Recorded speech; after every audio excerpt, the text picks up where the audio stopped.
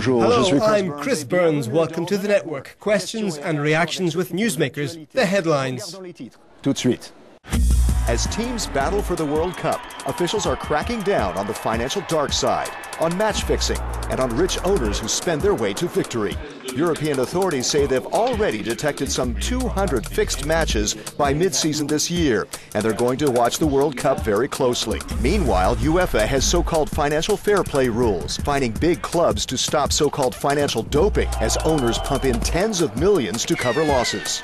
Critics of those fair play rules call them anti-competitive, leaving Europe with an oligopoly of big clubs crushing smaller clubs with no hope.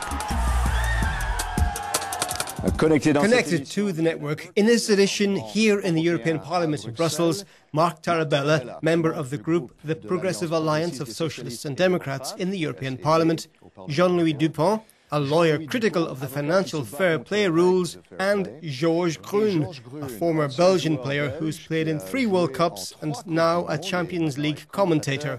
Des matchs de la Ligue des Champions. Bonjour. Merci d'être venu. Thanks for being with us. A question for everyone, starting with Marc. Are these fair play rules going to make the sport more sound or more precarious?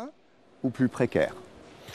The goal is to make it more sound, because today we can see there's a big dichotomy between the reality of clubs, where some can build up debts that are really excessive or even exorbitant, with no respect for these rules, and which form a privileged elite in the football world. And then there's another planet where clubs vegetate. And clearly we'd like to bring in fair play rules which are respected by everybody in such a way that we have a sound sport.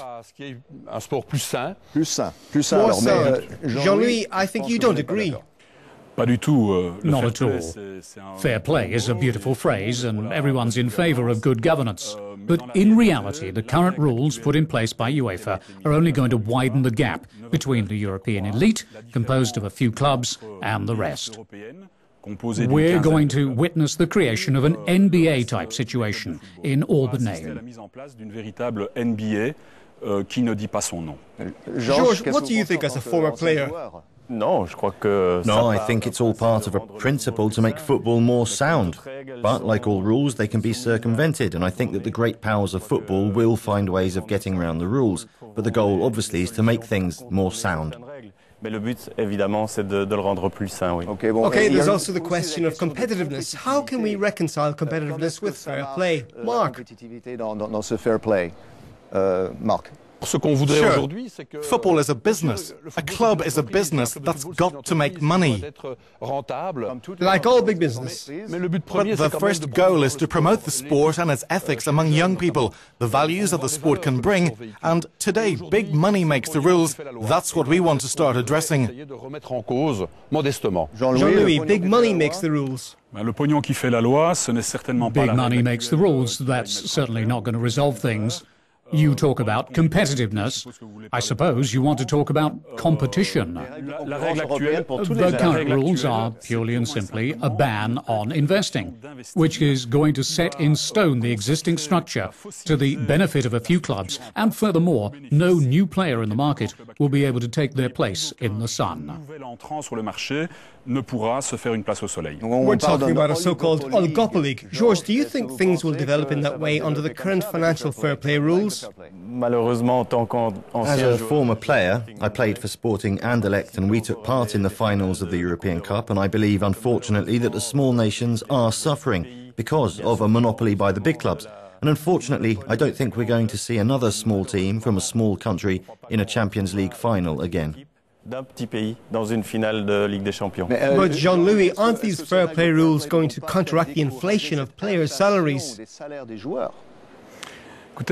If you want to counteract players' salary inflation, you put in place a salary cap. You limit the salaries that each club can pay, but you don't limit investment. You don't prohibit newcomers from trying to join the big boys game. So this instrument isn't the right one to choose. Okay, another question on the €45 million per year spending limit imposed on club owners. Is it too low? Should that ceiling be raised? We have to be able to take into account what the investment is in and what interest it serves and what its aim is. So we shouldn't limit it if the investment's goal is to redevelop a town or neighbourhood. That was the case with Manchester City, where an entire area was revitalised. When the project goes beyond pure investment in players and merchandising, why not? We have to be able to examine it in context and not just focus on the figure involved. Okay, let's talk about match fixing. Why aren't the rules strong enough to discourage match fixing? Georges, let's start with you.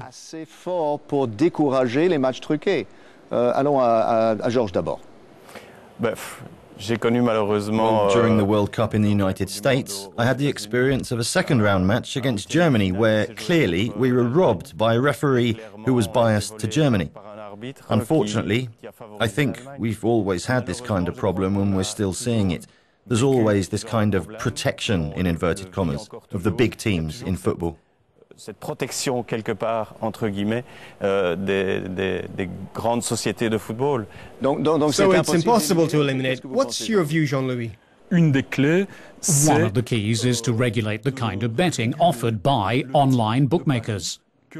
Even in a match in the first round of the Spanish Cup, Real Madrid played against a team from the 4th division, and one of the possible bets was in which minute Real would score.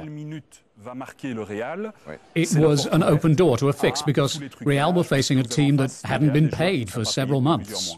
Mark, you've described match rigging as a serious infection poisoning sport at every level. How high does it go? At the European level, at least, the number of matches fixed has doubled in recent seasons. It's mainly in the lower divisions where it's easy to fix, because there are fewer cameras, fewer spectators. When a player, manager or referee has been found to have fixed a match, there have to be exemplary sanctions so that he can never play for another club in another country or on another continent. To fight against it, you mentioned cameras. Don't you think it's time FIFA installed cameras at every match? Jean-Louis? Des caméras de télévision sur chaque match. Jean-Louis. Yeah, I think it's a totally different debate. It's a debate about sport which is very interesting, very passionate, but which, for me, is unrelated. On the criminal betting issue, if we only allow betting on 4 matches of 4 major championships at the same time, you can't fix 4 championship matches on the same day. Georges, what do you think? Do we need cameras or heavier fines? How do we tackle this problem? No, I think at the moment the financial sanctions used by UEFA and FIFA for financial fair play don't touch the great powers of world football. What would work, perhaps, is sporting sanctions in the Champions League. For example, if points were deducted, as has been suggested. I think that would have more of an impact than financial sanctions. Comme c'est proposé, je crois que ça aura plus d'impact que des solutions financières. FIFA says it intends to monitor the movement of money around World Cup matches. Do you have confidence that that would work, Mark? Confiant que ce sera efficace, Mark. Yes, thanks mainly to FederBet, which is an organisation that groups all online bets together, we can see if there have been any abnormal movements, abnormal betting on certain matches. And as Georges Groen mentioned, in 1994, it seems that the Germany-Belgium match was fixed by the referee. The matches in this World Cup are less likely to be fixed, but we have to watch out, because there have been cases before. Mark, thank you. Thanks, everyone. That's it for this edition. I'd like to thank all our guests, Mark Tarabella, Jean-Louis Dupont, and Georges Groen. I'm Chris Burns. Thank you for having connected with The Network.